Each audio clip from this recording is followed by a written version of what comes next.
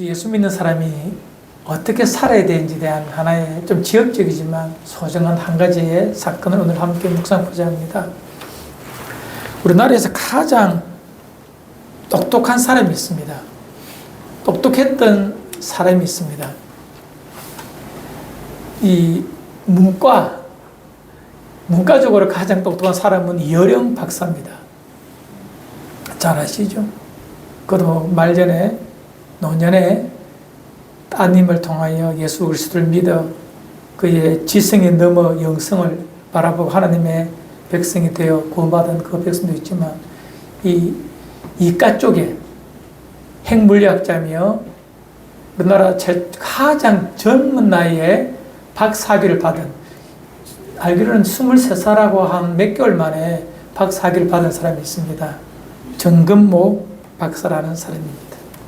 아마 그 이후에도 가장 젊은 분이 박사학위를 받은 사람이 있지만 그 이전에 이분이 받기 전, 그 이전에 이 사람보다 젊게 박사학위를 받은 분이 없어요. 정근모 박사. 과기처 장관이고 초기 또한 한국기술원 초대 원장이었습니다. 그분은 우리나라 최고의 지성 물리학 쪽에 이과에 가장 뛰어난 박사지만 그 사람은 신실한 기독교인이요 한 교회의 장로로서 일생을 살았던 사람입니다. 그의 글에 이런 부분이 있습니다. 그가 했던 간증 속에 하나가 있어요. 그의 중마고한 친구가 있습니다. 어려서부터 학교를 함께 했기 때문에 참 친한 진짜 중마고죠. 그 친구의 이름이 김재익이라는 사람입니다. 그 사람도 똑똑한 사람입니다. 경제학으로 이렇게 똑똑한 사람인데 참 그 친구가 교회를 다녀야 되는데 이 정근모 박사가 어릴 때부터 친구지만 용기도 없고 또 만나서 이렇게 대화를 하려고 해도 참 입이 안 떨어지더라는 겁니다.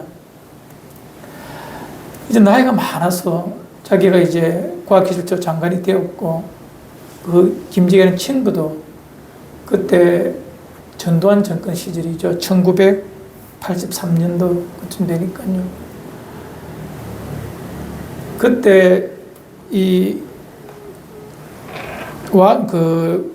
대통령의 이 경제자문위원으로 그 친구가 함께 있었습니다. 그런데 그 친구하고 이렇게 얼마 전에 만났는데도 함께 식사를 하면서도 예수를, 복음을 못 전했어요. 아니, 답답함이 있어서 그가 이제 출장을 가게 되었습니다. 중국 상하이에 국제원자력협회 모임에 그가 가게 되었어요. 호텔에 있는데 갑자기 뉴스 특보가 방송에 나옵니다. 1983년 10월 9일 날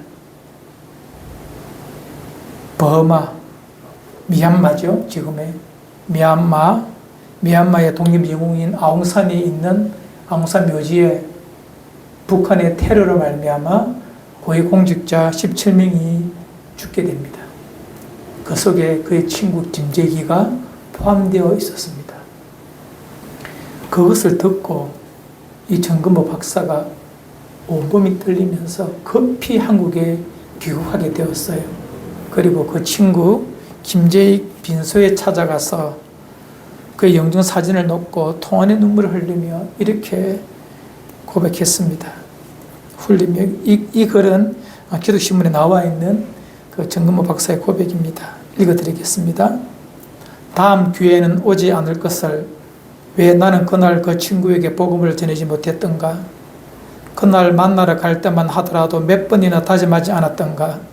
모든 일에는 우선순위가 있는 법, 진리의 말씀을 전하는 것보다 소중한 일이 과연 무엇이었단 말인가?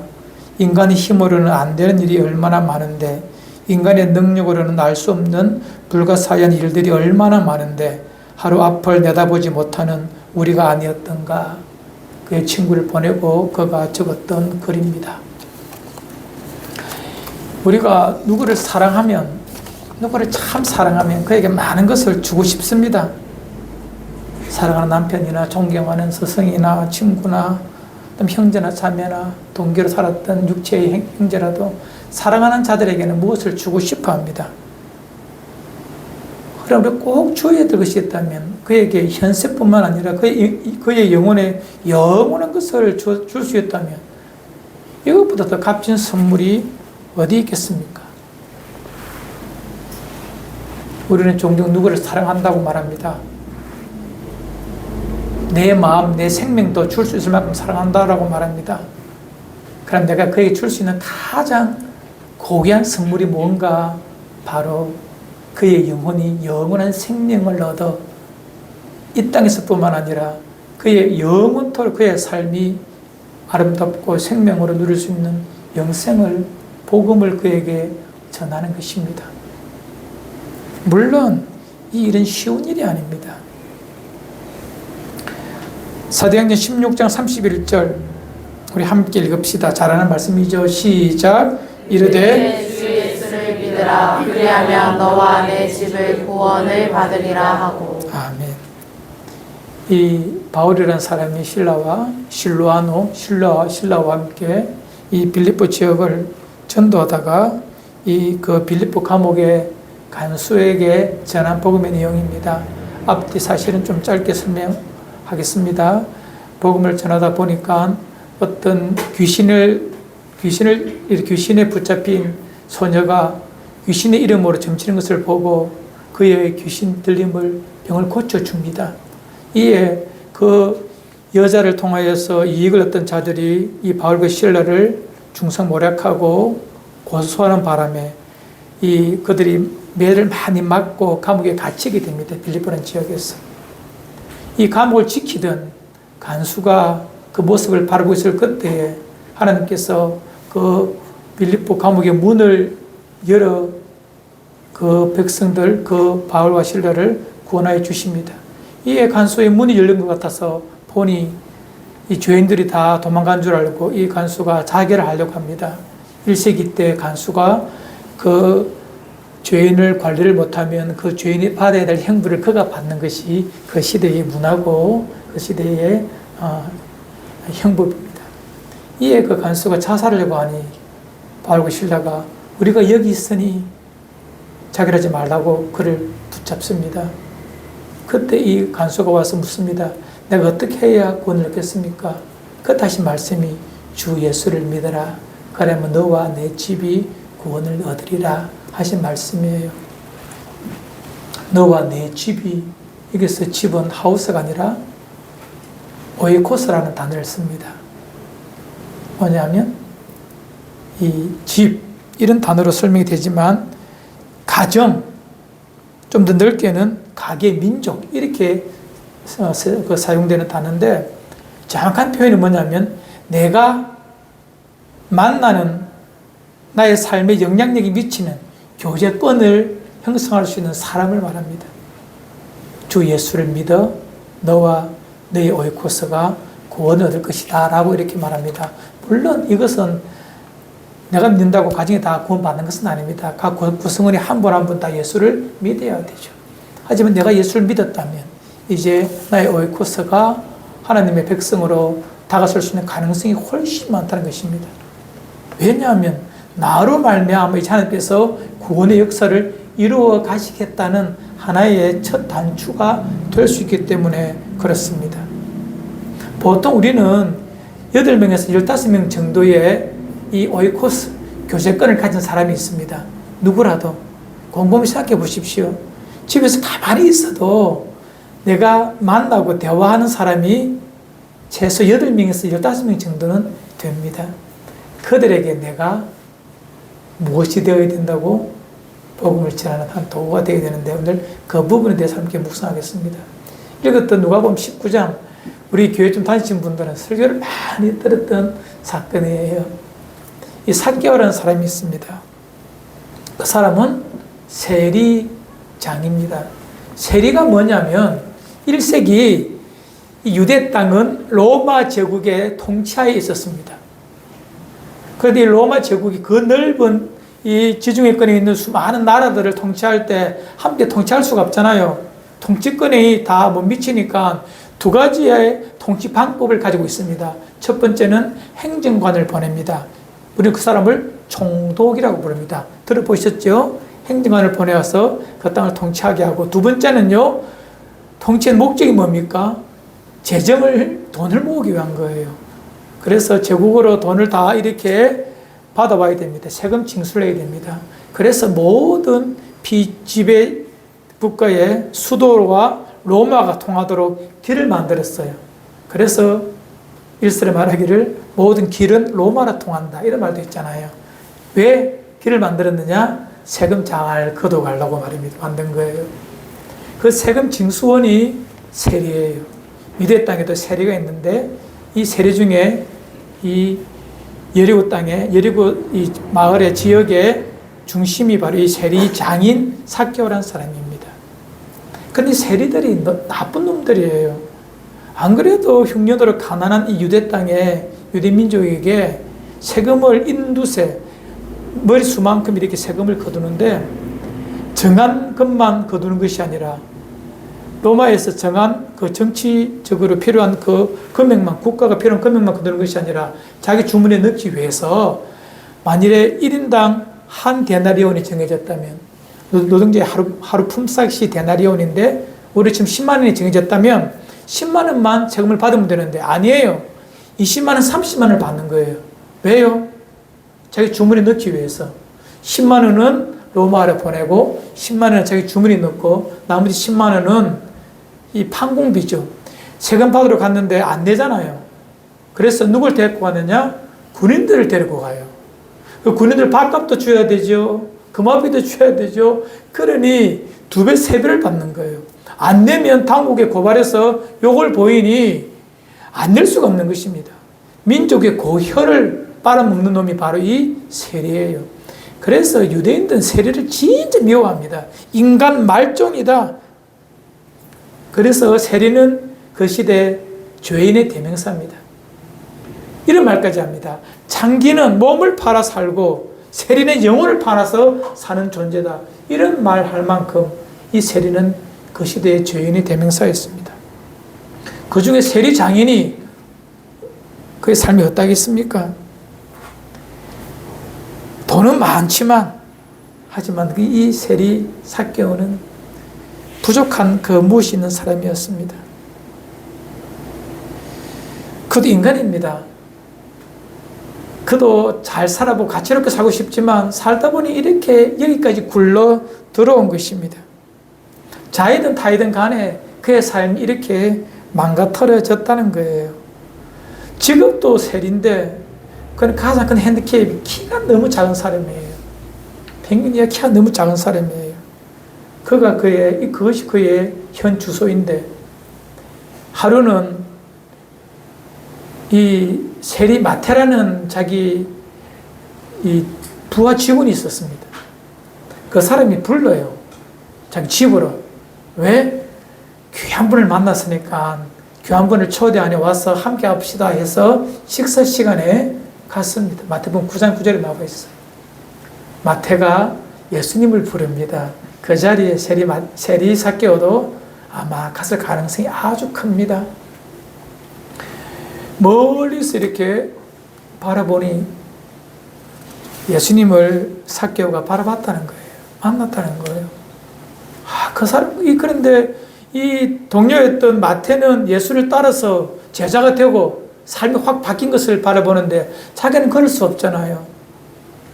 버리기는 자기의 지금 직업이 아깝고 먹어 살 일이 걱정이니 그런 용기도 없고, 안 따라가자니 그의 삶이 너무 무겁고 지쳤다는 것입니다. 그런 딜레마 속에 빠져 있는 그에게 하루는 예수가 자기가 살고 있는 이 여리고로 오신다는 것입니다.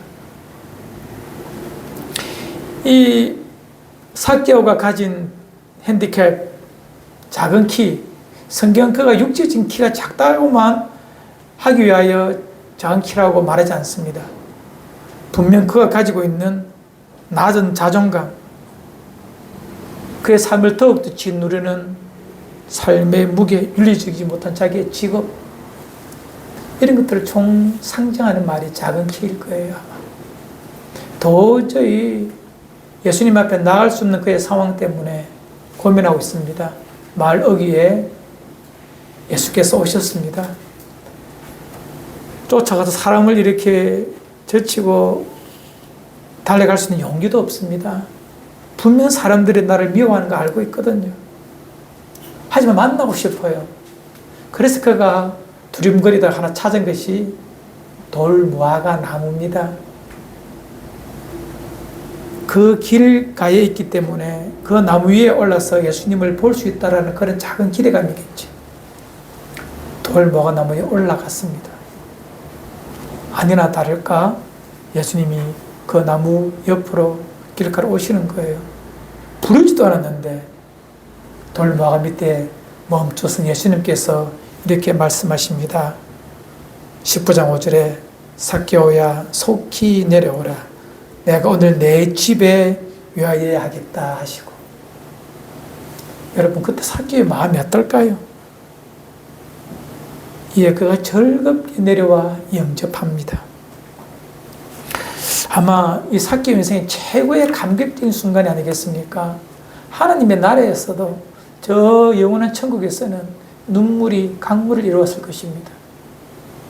한 영혼이 주님께 돌아오는 기적 같은 일이 이제 발생했다는 것입니다.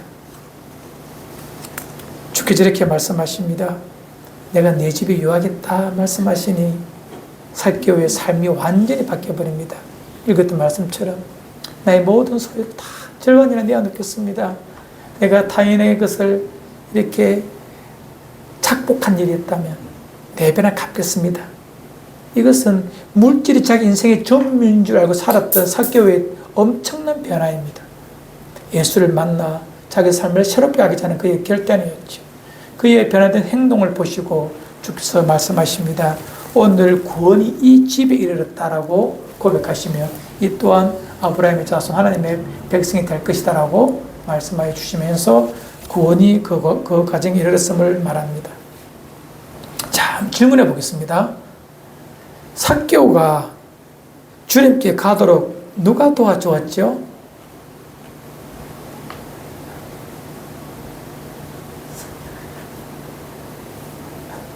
아니, 제가 했던 설교 중에서 내용 중에 제가 좀 설명했잖아요.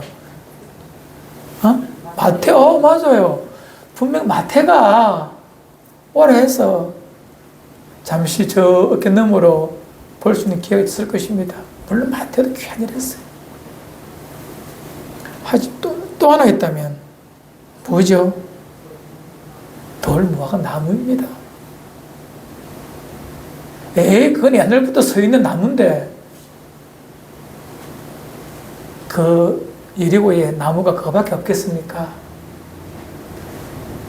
그 길가에 왜 그 무화과 나무가 서 있을까요? 돌무화과 나무가 서 있을까요? 그게 곰곰이 생각해 보아야 합니다. 왜 있을까? 이 땅에 존재하는 것 중에서 하나님의 섭리와 하나님의 뜻 밖에 있는 것은 존재하지 않습니다. 우리가 모르는 저 하늘의 별들마저도 하나님의 섭리와 통치 가운데 있는 것인데 하물며 한 영혼을 구원하는 도구로 심겨진 그 돌무화과 나무가 거기 심겨져 있는 것 하나님의 섭리 가운데 분명히 있습니다. 그 누군가 과거에 그 여리고 성을 살리기 위해서 돌무화과 나무 하나 심어 두었겠죠. 하나님의 섭리 가운데 어떤 사람이 심어 두었겠죠. 하지만 그 돌무화과 나무는 이 한 영혼을 살려내는 하나님의 구원의 도구가 되었습니다. 그게 심기워진 한 거리의 돌무화과 나무. 왜 거기에 서 있었을까?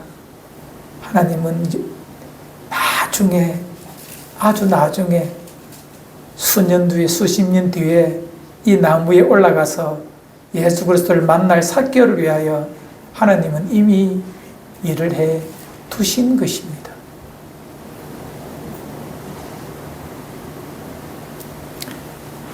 그 나무를 타고 올라가서 그 나무를 버팀목 삼아 주님을 보고 싶어 했던 불쌍한 한 영혼을 구원하기 위해서 말입니다. 여러분도 내 오이코스에게 이런 돌무화과 나무가 되어주어야 합니다. 하나님께서 왜 나를 이런 가정이 태어나게 하셨을까? 왜 하나님이 나를 이런 사람을 만나게 하셨을까? 하나님께서 왜 나를 이 직장으로 보내셨을까? 왜 하나님께서 왜 이곳에 나를 심어 놓았을까? 의미 없는 거 절대 없습니다, 여러분. 하나님의 크신 섭리 가운데 타인이 보기에는 참 마른 땅 같고 거친 광야 같고 황무지 같은 이곳에 나를 심겨 둔 하나님의 섭리, 의지가, 뜻이 있습니다. 여러분, 소명이란 말 아십니까? 소명. 그 소명을 아는 사람이 소명자인데 하나님께서 부르셨다는 거예요. 목사가 소명자가 아닙니다. 선교사가 소명자가 아닙니다. 내가 여기 서 있는 나의 삶에 서 있는 존재의 이유를 알고 사는 자가 뭐라? 소명자입니다. 내가 왜 여기 서 있는지 모르고 막 그냥 흘러가는 시간대로 사는 자는 그가 목사라 할지라도 그가 선교사라 할지라도 소명받은 사람이 아닌 거예요.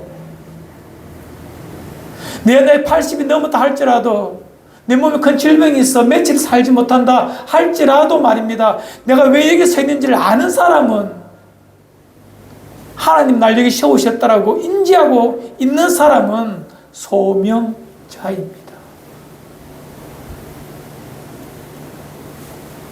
우리는 그런 사람을 의의 나무라고 불러줍니다. 지금 무슨 돌 모아가 나무 품종을 말하는 것이 아닙니다. 하나님께서 그곳에 날 세워두었다면 그 인생은 의의 나무입니다. 이사야서 61장 1절로 3절 우리 함께 교독할 읽어봅시다. 제가 61장 이사 61장 1절 읽겠습니다. 어려운 말씀이지만 오늘 이 말씀 잘 이해하시면 분명히 내가 어떤 존재임을 확인하게 됩니다. 주 여호와의 영이 내게 내리셨으니 이는 여호와께서 내게 기름을 부어사 가난한 자에게 아름다운 소식을 전하게 하려 하심이라. 나를 보내사 마음이 상한 자를 고치며 포로된 자에게 자유를 갇힌 자에게 노임을 선포하며 여호와의 은혜의 해와 우리 하나님의 보복의 날을 선포하여 모든 슬픈 자를 위로하되 함께 합시다. 무릇 시온에서 슬퍼하는 자에게 화관을 주어 그 죄를 대신하며 기쁨의 기쁨으로 그 슬픔을 대신하며 찬송의 옷으로 그 근심을 대신하고 그들이 의의 나무 곧 여호와께서 심으신 그 영광을 나타낼 자라 일컬음을 받게 하려 하심이라. 아멘. 이 말씀은 예수 그리스도 우리의 구원자 메시아 오시기 600년 전에 이사야를 통해 주셨던 예언입니다. 오신 메시아가 어떤 분이신가? 그런 오셔서 갇힌 자에게 노임을, 눈먼 자에게 눈뜸을, 고르던 자에게 자유함을 주시는 그런 분이시다.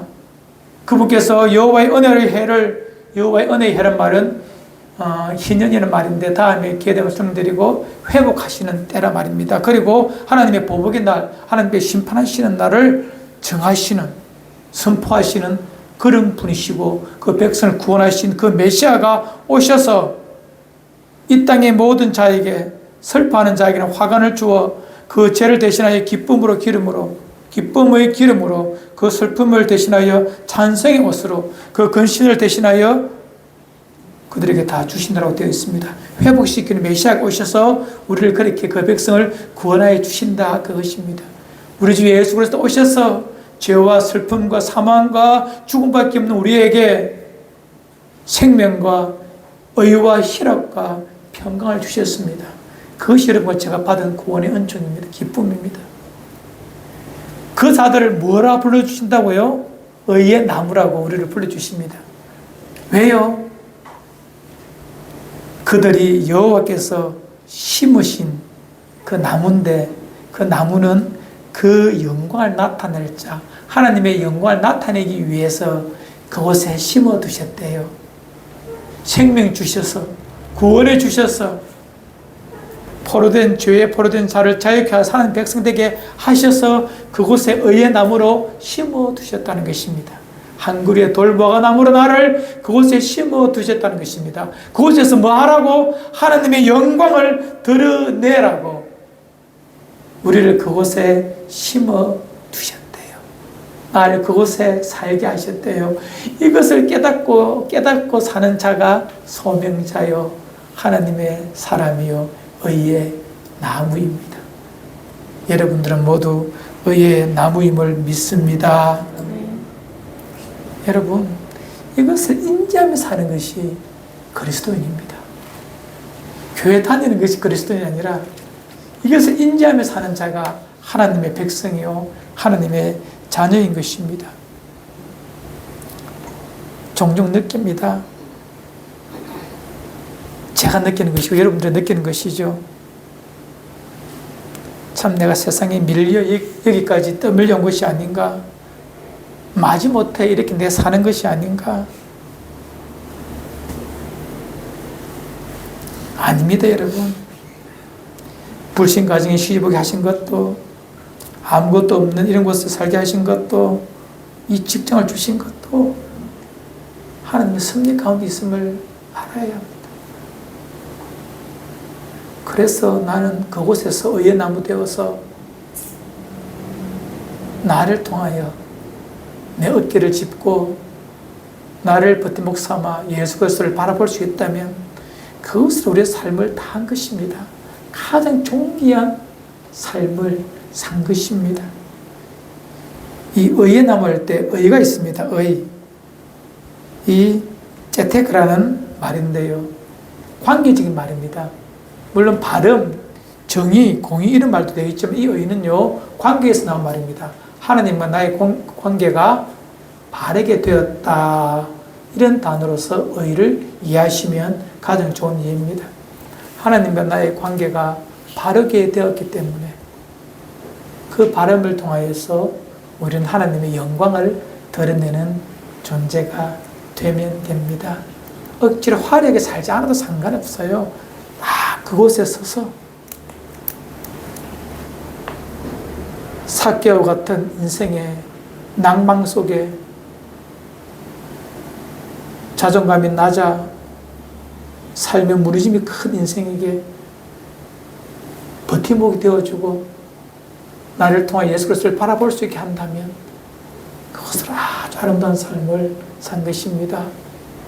아마 수많은 사람들은 삭개오에게 이런 선입견을 가졌을 거예요.